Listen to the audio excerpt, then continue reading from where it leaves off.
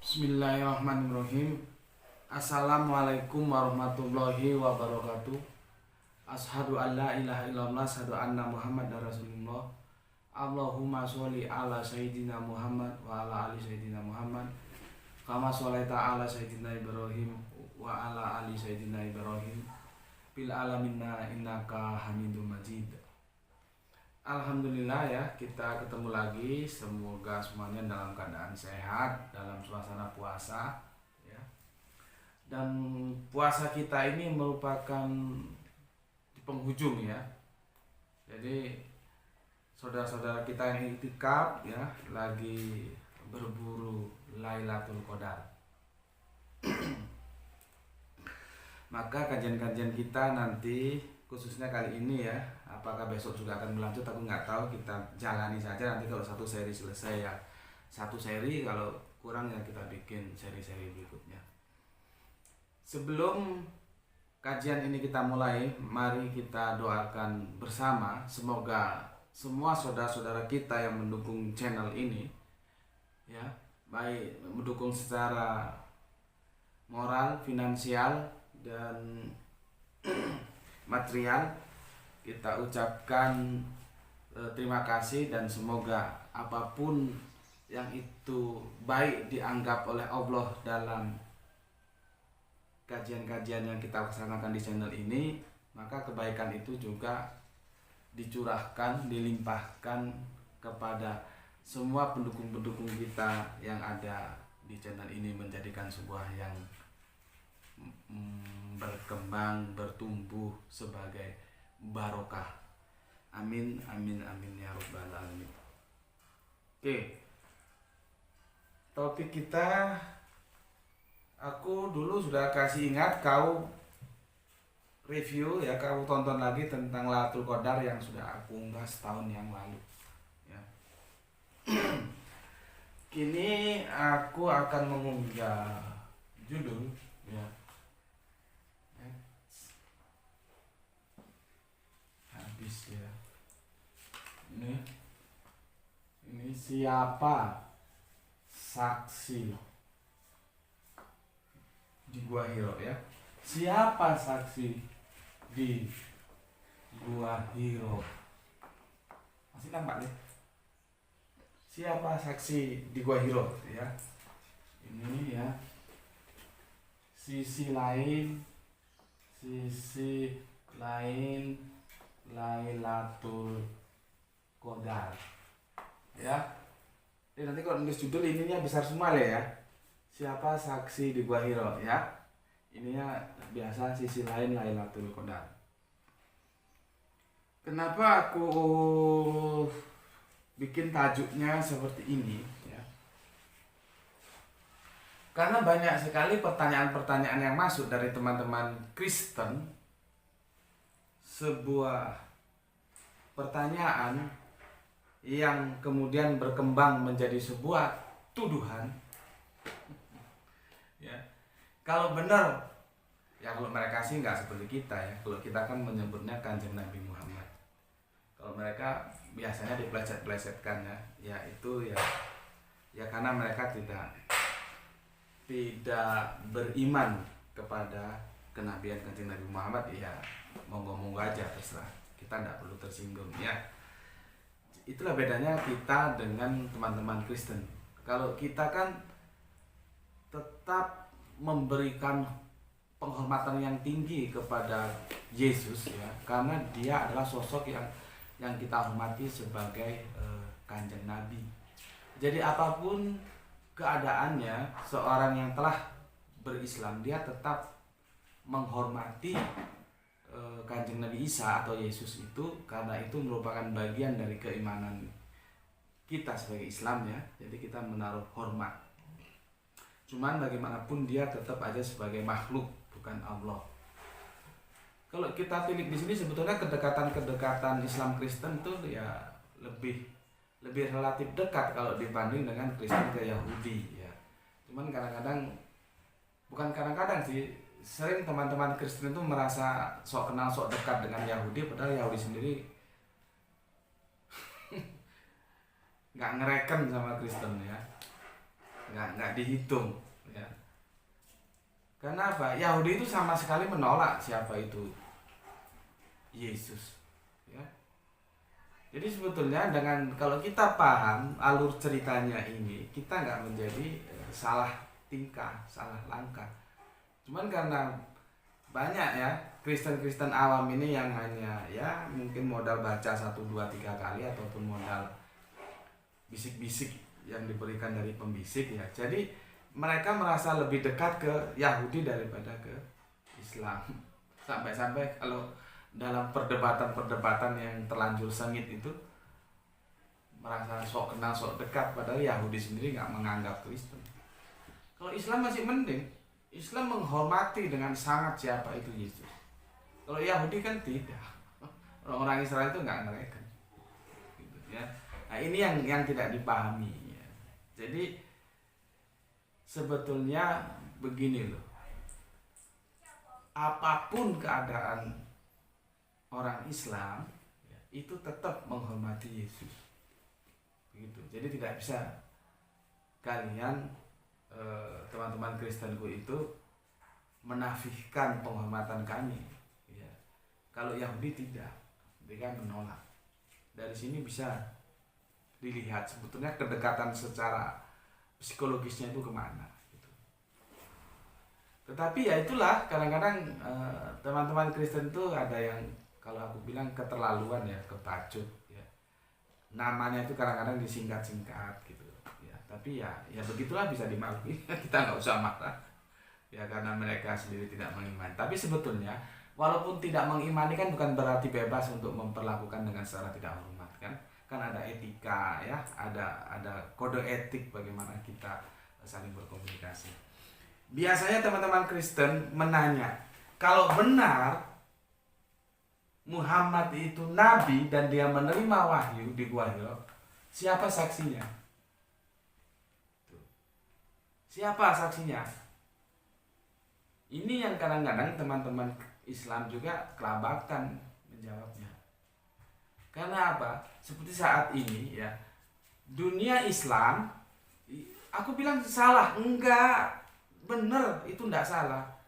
Tetapi harus berimbang. Lebih banyak berbicara Lailatul Qadar dalam segi mistis daripada dari segi logisnya. Itu yang jadi masalah.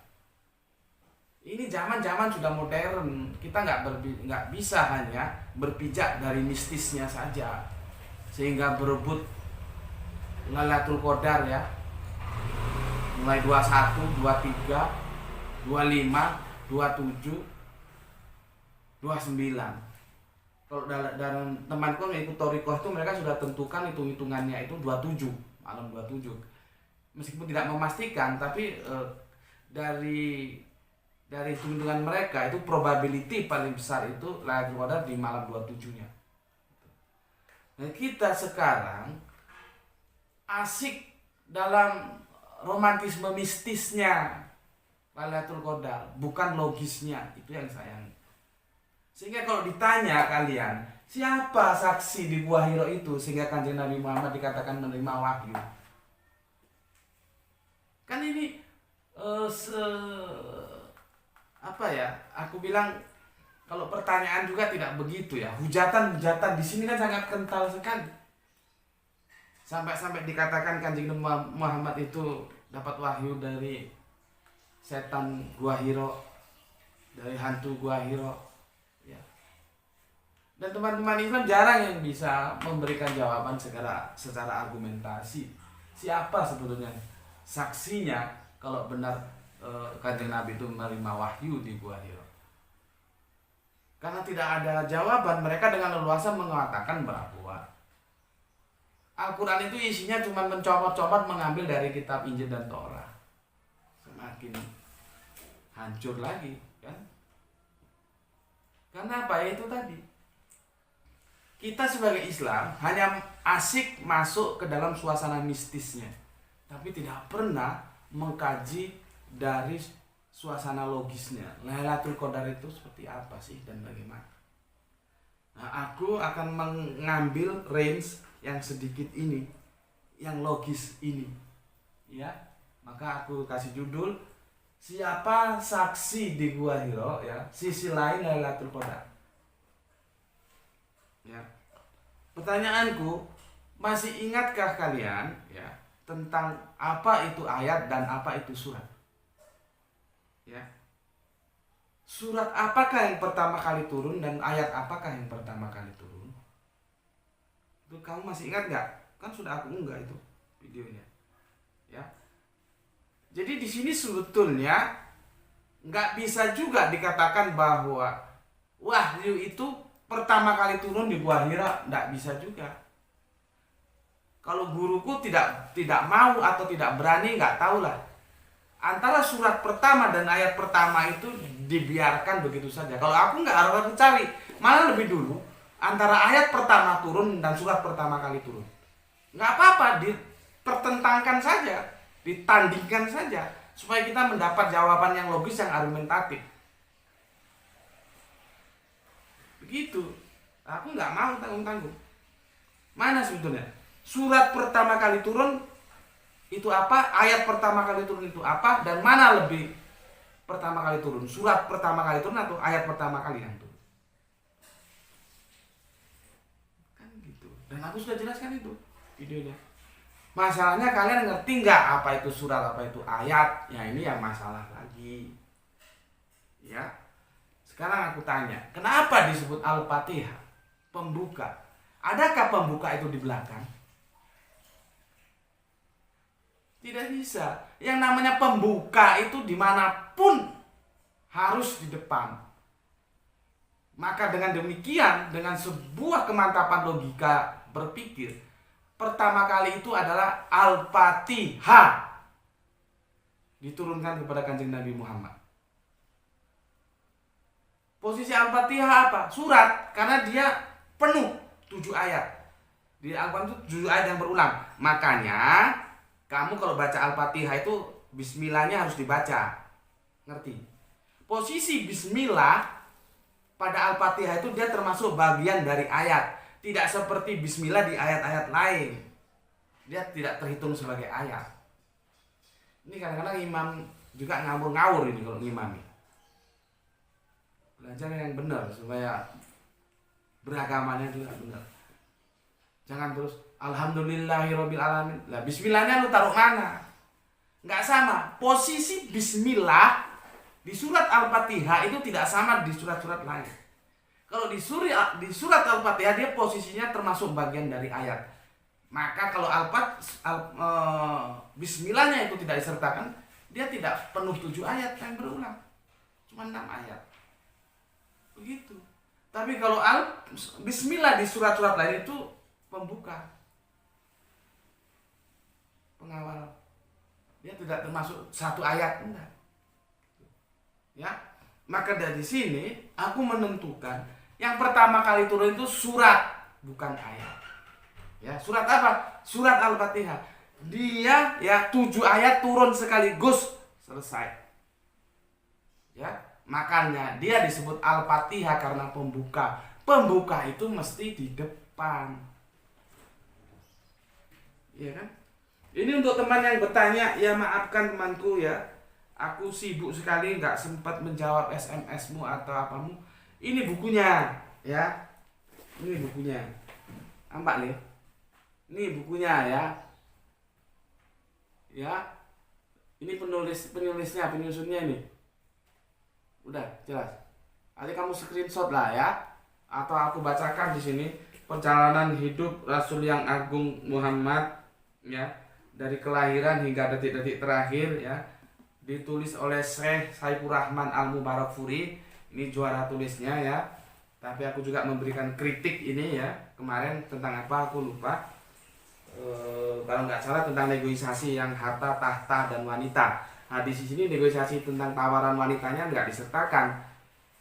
Tentang Kanjeng Nabi disuruh berhenti dakwah nanti dikasih harta, tahta, wanita. Nah di sini wanitanya nggak disebutkan. Itu kritikku ya. Oke. Sekarang kita masuk ke sini. Ini ya, kamu baca di halaman 83 ya, halaman 83. Aku baca begini. Mari kita dengar secara langsung penuturan Aisyah As-Siddiq, ya, istri Rasulullah, maksudnya Bunda Aisyah, ya. Berkata, wahyu yang mula pertama dialami oleh Rasulullah adalah berupa ar-ru'yah as-salihah, salih, ya, ar-ru'yah as-salihah, dalam kurung mimpi yang benar dalam tidur. Beliau tidak bermimpi, melainkan sangat jelas, sejelas fajar subuh yang menyingsing. Kemudian beliau mulai suka menyendiri, dan beliau melakukannya di gua Hira, maksudnya menyendirinya itu, di mana beliau beribadah di dalamnya selama beberapa malam. Ya, jelas ya. Al-Fatihah dulu. Ini tentang turunnya Al-Fatihah, ya. Makanya kalau kamu baca Al-Qur'an, Al-Fatihahnya pembuka, dia di depan. Ya. Di depan sini. Ya. Sini. Di depan sini.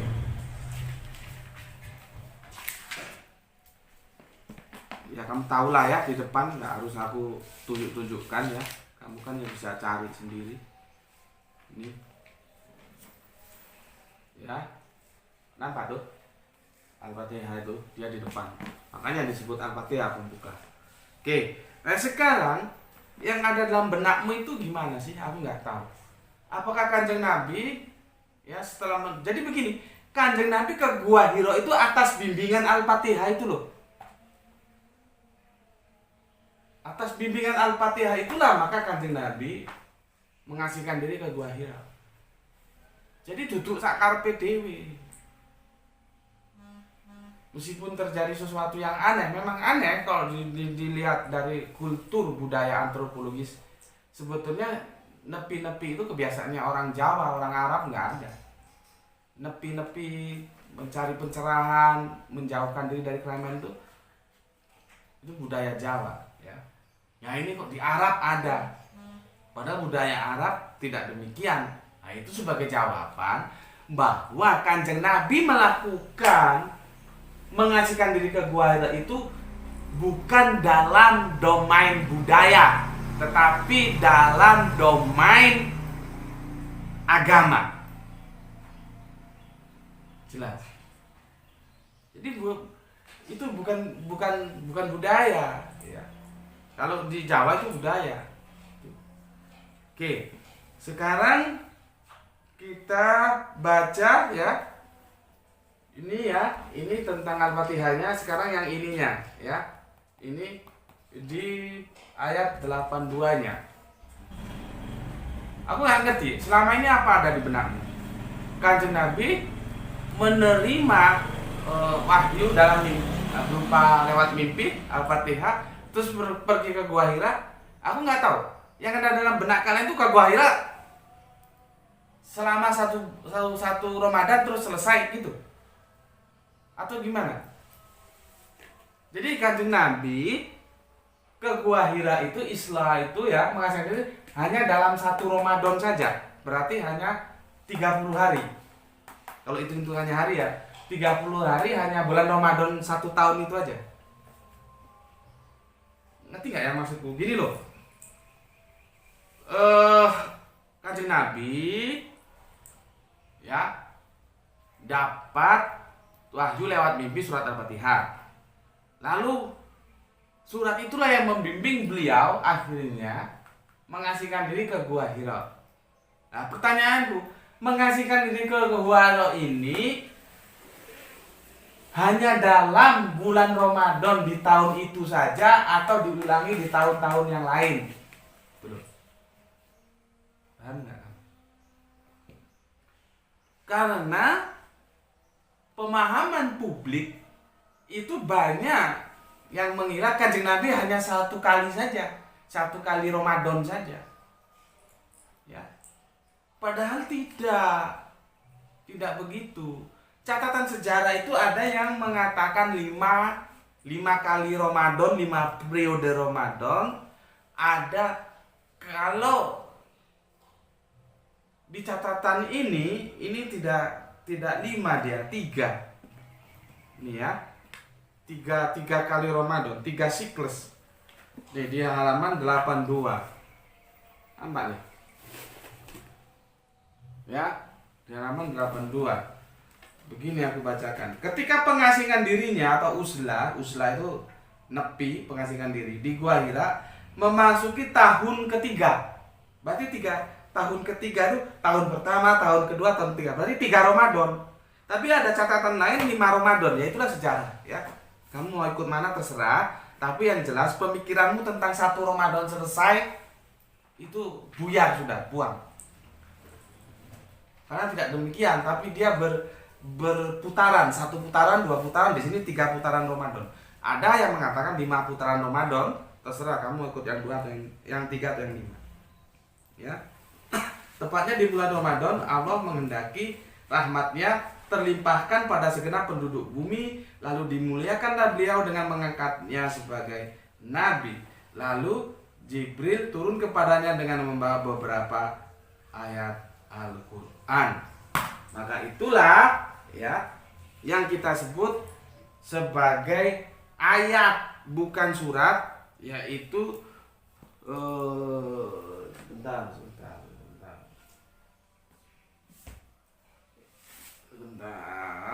Yang sedang kita membicarakan sekarang yaitu surat Al-Qadar, ya.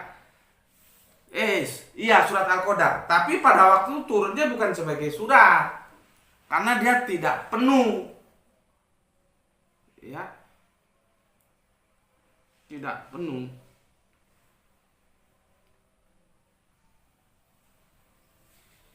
Sorry, ada salah. Bukan Al-Qadar. Iqra. Kalau Al-Qadar ini yang menceritakan kisahnya ya.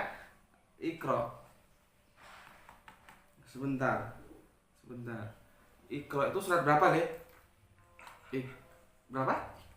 Iya. Berapa? Iya, surat berapa itu ya? Sebentar, Al-Alaq. Sebentar, aku lihat dulu di sini. Ada kesalahan. Ya ini kadang-kadang lain yang diomongkan, lain yang diucapkan. Apa ya surat apa nih? Al-Alaq. Sebentar, Al-Alaq. 96. Jos. Nah, ini ya. Surat Al-Alaq itu ada 19 ayat. Tapi dia turun pertama kali sebagai surat yang 5 ayat, ya. Iqra bismi rabbikal ladzi khalaq, ya, sampai nanti ke yang kelima itu alamal insana malam ya'lam, ya. Dia mengajarkan manusia apa yang tidak diketahui. 5 ayat itu turun. Ya. Maka di sini sebut ini ayat pertama. Iqra itu ayat pertama. Karena dia tidak 19 ayat turun semua, tidak. Sorry, tadi Al-Qadar itu malam cerita tentang peristiwanya, ya, malam Lailatul Qadar, ya.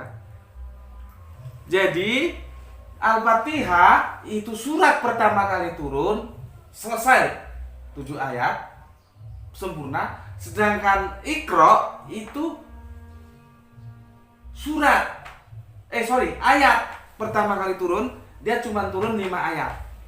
Dalam surat Al-Alaq itu ada 19, 5 dulu turun. Baru kurangnya berapa? 19 kurang 5? 14 ayat kemudian itu nanti menyusul. Ya. Nah, peristiwa inilah yang disebut dengan Lailatul Qadar, ya. Lailatul Qadar. Oke, aku lanjut. Di sini kalau terjemahan depaknya itu begini.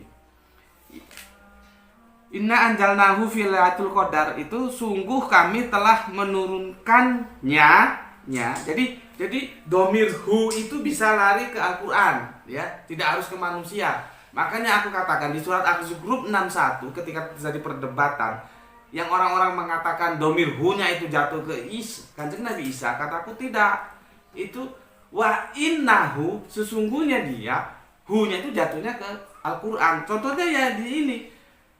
Inna anjalnahu, hu-nya itu ke Al-Quran. Jadi tidak serta-merta domir hu itu ke manusia. Ya, itu sudah kita bahas lah tentang Az-Zukhruf 61 itu, ya. Oke, itu di topik tentang Kanjeng Nabi Isa tidak turun lagi itu ya. Oke. Ya. Sesungguhnya kami telah menurunkannya Al-Qur'an pada malam kemuliaan. Kalau kami mengatakan itu di kajian kami malam konsepsi, malam penentuan, dikonsepsi, ditentukan. Ya, penentuan gitu ya. Jadi macam-macam terjemahannya ya, polisemi. Ada di sini tepat biasanya malam kemuliaan ya. Kalau kami malam konsepsi ya. Dan tahukah kamu, ya ini retorikanya bagus ya. Dan tahukah kamu ya, apakah malam kemuliaan itu? Ya, ya ini pertanyaannya nggak usah dijawab, tidak semua pertanyaan itu dijawab. Ini kan dialognya bagus ini ya. Apakah malam kemuliaan itu ya? Tentunya yang dimaksud Lailatul Qadar. Kami, apakah malam konsepsi itu? Ya. Malam kemuliaan Lailatul Qadar itu ya, Lailatul Qadar ya, khairum, lebih baik. Ya, lebih baik dari apa? Ya. Di sini dijelaskan min alfi syahrin. Ya, dapat menerjemahkan dari 1000 bulan. Ya, kami beda.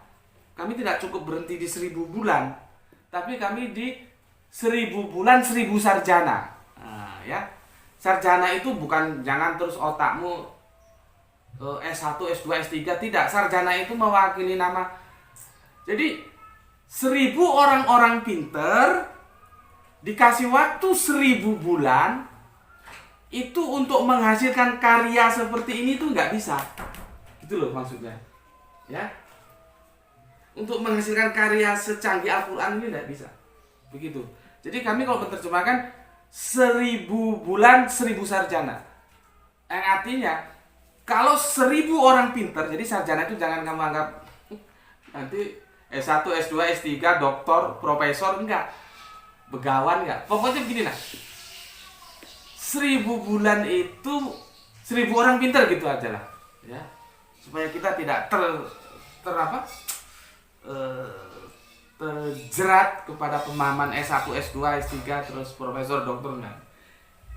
Tentunya pada saat itu juga kan belum ada strata-strata akademis seperti itu ya. Jadi intinya 1000 bulan sarjana.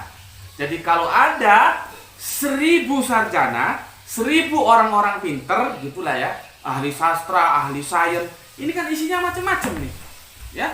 Ada sains, sastra, ada ekonomi, tentang waris itu bagaimana abad ke-7 sudah ngomong seper itu loh. Itu kalau otaknya nggak cerdas kan ya bingung.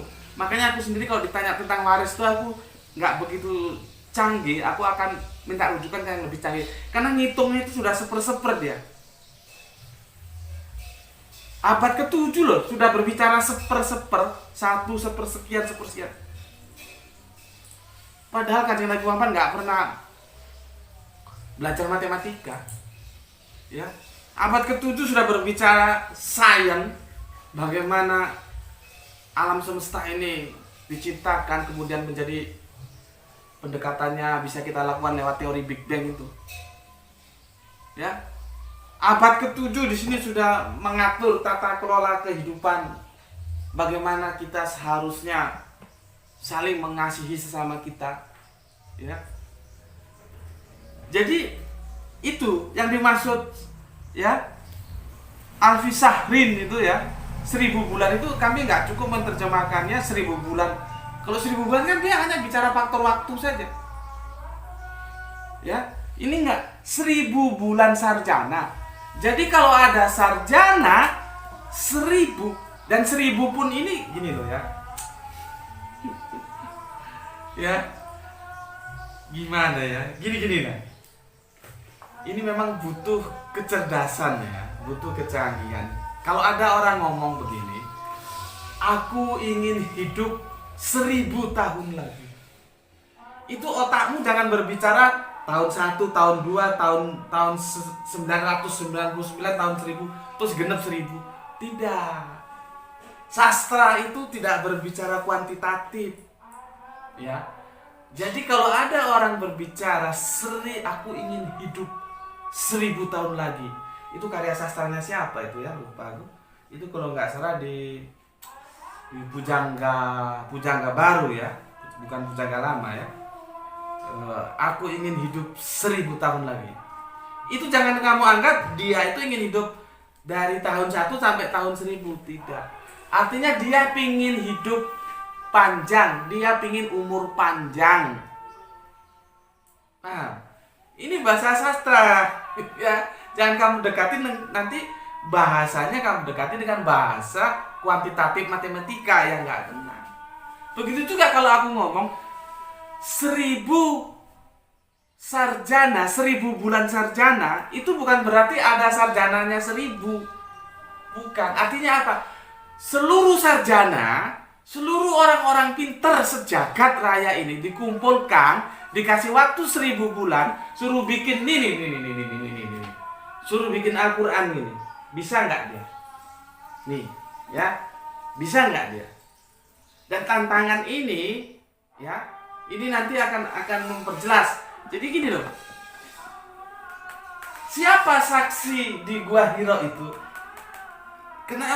Kenapa aku menjelaskan tentang 1000 bulan sarjana? Nanti untuk menjawab ini, ya, ini nggak bisa kalau nggak logikanya otaknya encer tuh nggak bisa jawab pertanyaan teman-teman Kristen. Siapa saksi di Gua Hiro bahwa Muhammad benar-benar menerima wahyu? Nggak bisa. Gitu. Makanya perhatikan sekali lagi ya. Min alfi syahri itu adalah 1000 bulan sarjana. Artinya 1000 sarjana dikasih waktu 1000 bulan untuk bikin karya sedahsyat Al-Quran ya. Itu tidak mungkin bisa. Dan kata 1000 bukan berarti 1000 orang pintar, bukan. Banyak orang pintar sebanyak seluruh orang pintar yang ada suruh kumpul, bukan hanya 1000. Sebanyak-banyaknya orang pintar suruh bikin Al-Quran, bisa nggak? Itu loh maksudnya. Ya? Berapa lama? Ini sepertinya sudah 32. Oke lah, sedikit aja aku lanjutkan surat ini ya, apa? Ayat Al-Alaq ini ya, 1 sampai 5 karena nggak bisa ini, sepertinya harus dua seri memang ya. Aku bikin kemarin ada yang bukan di WA ya, teman Kristen yang katanya kalau bisa 20 menit Pak gitu. Aku bilang, tapi aku jawab senyum aja, 20 menit, setengah jam aja ini nggak selesai mau bikin kajian 20, karena dia katanya kalau sudah di atas 20 menit nggak bisa, waktunya nggak tersedia, katanya dia sibuk kerja, sibuk ini sibuk itu ya. Oke lah, setengah jam aja lah ya, setengah jam ini ya, aku tuntaskan sedikit lagi. Begitu juga aku mohon untuk teman-temanku semuanya ya, semua harus dipenuhi lah ya. Ada yang minta panjang nggak apa-apa, ada yang minta pendek nggak, mintanya pendek ya sudahlah, sekali-sekali kita 1 jaman, sekali setengah jaman, ini setengah jaman aja ya. Oke, sekarang Tanazalu ya, Tanazalu, turunlah malaikatu ya, turunlah para malaikat ya, dan ruhu maksudnya Jibril itu pada malam itu dengan izin Tuhannya ya, untuk mengatur itu tadi, konsepsi tadi itu, mengatur semua apa yang perlu diatur ya. Malam konsepsi itu ya. Salamun, sejahtera lah malam itu sampai terbit fajar ya, sampai terbit fajar ya. Jadi itu yang bisa aku sampaikan ya tentang surat Al-Qadar ya. Besok kita akan lanjutkan sehingga kita bisa bagaimana menjawab pertanyaan siapa saksi di Gua Hiro itu. Dan aku minta teman-teman Kristen juga harus nanti berani untuk menjawab.